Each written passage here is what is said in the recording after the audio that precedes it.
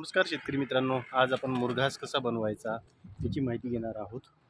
मुरघास हा जनावरांसाठी अत्यंत पौष्टिक, रुचकर असल्यामुळे दूध उत्पादनात 20% पर्यंत वाढ होते आणि चाऱ्याची टंचाई दूर होते.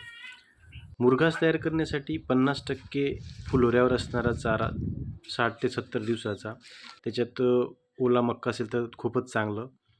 या पद्धतीने कापणी करून त्याला बारीक स्लाईस करून घ्यायची. त्याची